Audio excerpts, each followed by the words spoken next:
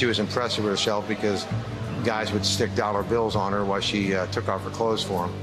A real weakness for shiny, pretty things. He started bringing me jewelry. He'd bring presents to me, rings. I was charmed. Who wouldn't be? But she could never seem to get enough. I would say that there's not much that she wouldn't do in order to have money. So I think a gold digger would be a good word to describe her. Just how far would Missy go to get what she wants? He essentially bled to death in a matter of minutes. It was just something that happened when we were intoxicated. And I refuse to take responsibility for what they did. And all these were just rumors. You can kill a person with rumors. You decide. It's 1996 in Cincinnati, Ohio, and Missy Vanover has her first job in the entertainment business. That wasn't my life goal to grow up and be a stripper. It was something that happened. It was a way to make quick money. You sit at a table and conversate with the customer. They were doctors, lawyers. We had a lot of the detectives, and a lot of them became friends. A lot of them came in, and I actually felt like I was a therapist. It's funny because even when I was in the county jail, one of them wrote me and was like, "You don't know what you did to help me and my wife," and I guess helped people while I was there. Melissa thought that she was something else. I guess she was impressive with herself because guys would stick dollar bills on her while she took off her clothes for them. It seemed like she would do just about anything for money. She convinces her boyfriend, Kenny Brumfeld, that stripping is just a means to an end. With a growing family to feed, he agrees. I say, you got to think about, these kids. The couple have 3 young boys. Their father's name's Kenny, so unfortunately their names are...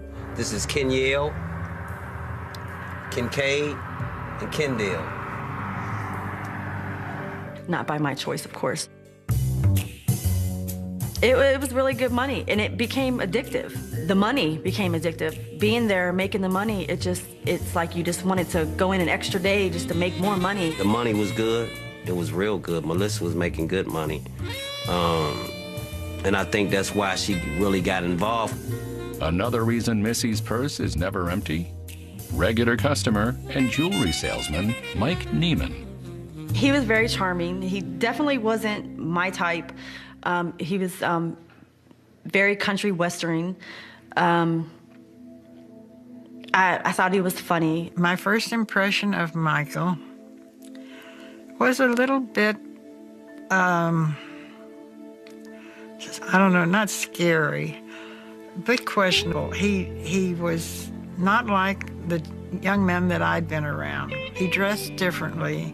He had a ponytail. He wore an earring. He had a Mr. T starter kit, maybe if not more, because he had a lot of jewelry, a lot of rings. After probably 6 months of him coming in, he started bringing in me jewelry. He'd bring presents to me, rings.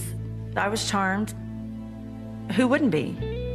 It's a no-brainer. Missy leaves Kenny for her new man. He used to take her to the casino, give her money, let her gamble. She told me he used to give her $150 to $200 a day just to put in her pocket. I think Melissa recognized that this guy had a few dollars, and that's what she was in it for. I would say the mistake he made, he was 48 years old, and now he's got this 26-year-old girl, which, she was fairly attractive. And I guess when guys get in their late 40s and the 26-year-old is interested in him, they start doing some dumb things. I thought, oh, how wonderful. Mike's got his daughter over there. He was younger than Mike, and I felt like she was a real pretty little girl. I basically had a set of jewelry to go with every outfit that I had. But this working girl realizes where the money really comes from. It was the very nice, expensive jewelry that he used as a front. It's quite obvious that he was a major drug dealer in the greater Cincinnati area. I know that Mike was making his money by selling and transporting marijuana and cocaine. All the jewelry was in the safe. There was some guns in the safe. There was knives, silencers, money, drugs. There was guns in the bathroom, in every room in the house, because he didn't know when someone was going to come in the house. They were all loaded, cocked and ready to go. Missy doesn't mind Mike's shady business dealings until he starts to make demands on her. He didn't want me to work anymore. So he actually ended up, each day, he would put money in my wallet. He was in charge of everything. He picked out my clothes.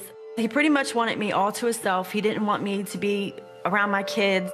Yeah, I miss seeing my mom. And things are about to take a turn for the worse. It didn't start getting violent until later on down the line. There was 48 bullet holes in our walls where he would just shoot off the gun at me. Bad news. 26-year-old Missy Vanover is dating local kingpin Mike Neiman. But her world of glitter and gold starts to crumble when her sugar daddy turns violent. If they're shooting lead at you, and I'm like, why did you stay? And she told me it was the money.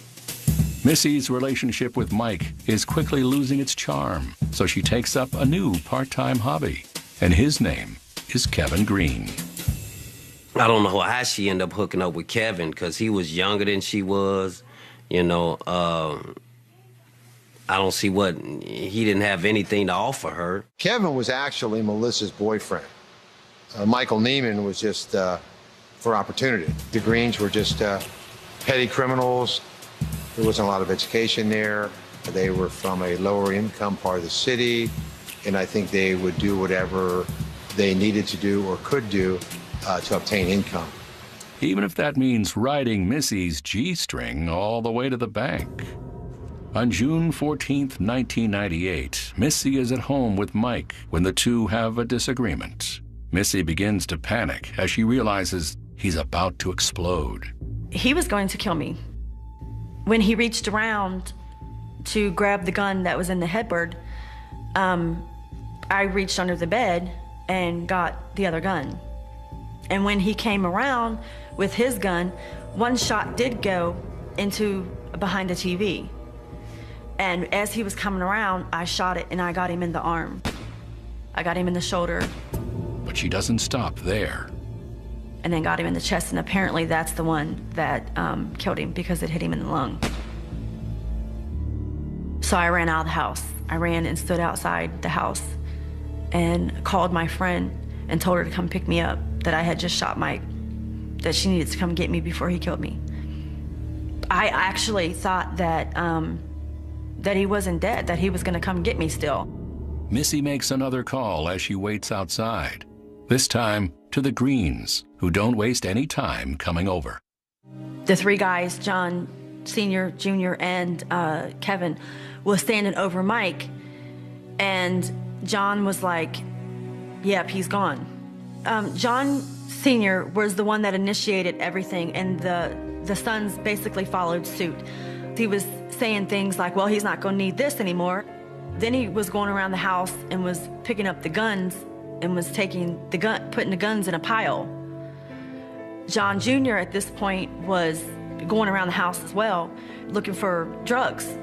Then Kevin at that point started grabbing stuff as well. He started grabbing the jewelry that was on the desk. He went over to the safe and took stuff out of the safe. The whole entire time I sat on the couch just watching them. At no point did I even get up off the couch. We went back to the Green residence.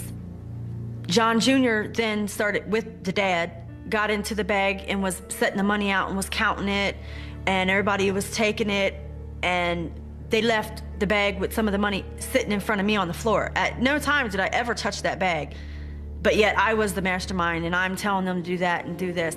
Missy and the Greens lay low and move to a local motel.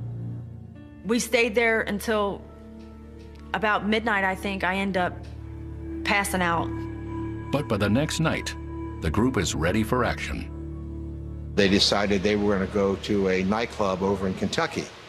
And when they started leaving the Red Roof Inn, that's when they got stopped for the traffic violation. The reason for the stop was they were speeding at the time. And one of the things I noticed originally when I got on the scene and walked up was that all these people had a lot of gold jewelry they were wearing. The girls had necklaces on and multiple gold rings on, and the guys both had gold jewelry on as well. But they were dressed, their clothing wasn't consistent with somebody wearing that much nice-looking gold jewelry. Police ask everyone to get out of the car. And when he searched the vehicle, he found marijuana, then in the trunk. He found the large duffel bags, and inside the duffel bags was jewelry and money and more marijuana. Something catches Sergeant Boyette's eye in the back seat of the car. The female passenger had left her purse, and the purse was lying open, and there was money falling out of the purse. There was so much money in the purse. Will the cops catch on to what's really going on? All of a sudden, Melissa shouted from behind the door where she was at, "Kevin, don't tell him anything." And I thought, well, there's obviously something to tell. Bad news. It's early summer in Cincinnati, Ohio, and Missy Vanover and her crew have just been pulled over for speeding. When cops ask everyone to get out of the car, what they find in the back seat tells them there's something more going on under all that gold. The female passenger had left her purse, and the purse was lying open, and there was money falling out of the purse. There was so much money in the purse. Suddenly, their demeanor began to change somewhat. The other male that was in the car conveniently couldn't remember his Social Security number and was questioning his own birth date. You know, I always had a saying, you know, shame on the cops if we don't get the dumb ones. Johnny Green, Kevin Green, and then Melissa Vanover. They placed them all under arrest and took them back to the Blue Ash Police Department. Missy begins to panic. Something that struck me as very unusual was all of a sudden, Melissa shouted from behind the door where she was at, "Kevin, don't tell him anything." And I thought, well, there's obviously something to tell. Right away, police notice that Missy isn't your average gal. You know, and you really got a sense that this was a rough woman who was pretty cold-hearted and was not even really nervous or shaking about the fact that here she was in police custody now, and knowing full well that the crime that she had just committed within a day before or so was about to be discovered. At the station, police sit down with Johnny Green Jr. And one of the things that was brought to my attention during the time that I was interviewing him was a business card that was from the victim, Michael Neiman. I showed that to John Green, and I said, "Johnny, is it possible that someone has been hurt during, you know, the taking of this jewelry?" And he said, "Yes, it's possible." And I said, "Is it possible that someone was shot?" And he said, "Yes, it's possible." And I continued and I said, "Is it possible that somebody is dead as a result of taking this jewelry?" And he said, "Yes, it's possible." Looks like the jig is up. Two of them started telling them, well, Melissa got the money and jewelry from a guy that she shot over on Buffalo Ridge in Miami Township. But investigators are skeptical. The Greens already have a track record for not telling the truth. And as a detective was walking him back to the jail cell, Kevin stopped and said, "Wait a minute, I don't want to go to jail for something I didn't do. I now want to talk to you." Police are still unconvinced, but hear them out. And once they learned that, that's when they contacted the sheriff's office. And then the sheriff's department sent some uniformed officers down to that home, and they went down, investigated, and they found Michael in his bed, shot to death. And with that, the Greens sell out on Missy Vanover. It was quite obvious they weren't going to go to jail for murder when they didn't commit the murder. They might have helped to steal all the money and the jewelry, which they knew were going to go to jail for that, but they knew they wouldn't go to jail for as long as they would for murder. Until now, the femme fatale maintains she acted in self-defense, but the evidence says something else entirely. Now, I want you to explain to the ladies and gentlemen of the jury how that's some sort of self-defense, because I don't understand it. It's January 1999, and the murder trial of Missy Vanover is about to begin. She claims she murdered her boyfriend Mike Neiman out of fear for her life and insists she'd not join Kevin, John Sr., or John Jr. Green in robbing Mike once he was dead. We found no evidence that she was being abused, but we did find evidence of the fact that she had planned and discussed killing him and then taking his money. You climbed on the bed, over the bed, and blasted him with a .357 Magnum in the back while he's asleep. Now, I want you to explain to the ladies and gentlemen of the jury how that's some sort of self-defense, because I don't understand it. He actually had 3 bullet wounds. One of them struck a main artery, which caused him to bleed to death. I never denied shooting Mike. I took responsibility for what I did. In court, police pieced together what they believe happened that night. Melissa had talked about a week, 2 weeks prior with members of the Green family. She talked about killing him and taking all his money and jewelry. So the story about her being hysterical and all upset and they went over to help her, we kind of had some question about, because it certainly appeared that there was some planning involved in here. But we do know that John Green, the father, his son Johnny, his son Kevin, all drove over to the house on Buffalo Ridge, went into the home, and helped Melissa take all the money and jewelry and dope out of the safe, while Michael Neiman laid in bed dead. Then they drive back to the Greens' home on Marshall Avenue, and they split up the money. Melissa and Kevin went and stayed at the Red Roof Inn. But they stopped here in the hotel, we think, for the specific purpose of really starting to party and enjoy the spoils that they had taken in this robbery and the murder. And we even came to realize that while they were in the hotel, all these jewelry had been spread out and the drugs had been used and the money spread out on the bed, even to the point of having sex on the money and really trying to enjoy the fruits of what they had taken in this terrible crime. The Greens said that she reenacted how she shot him at the hotel, where she described him laying in bed asleep, and she took the gun and just went bam, bam, bam. But Missy denies the Greens' account of that night. I mean, it was natural for them to lie, to save them from going to prison. When Missy testifies, she sticks by her story. Mike Neiman was a violent man, forcing her to take a lethal last step. But police don't see it that way.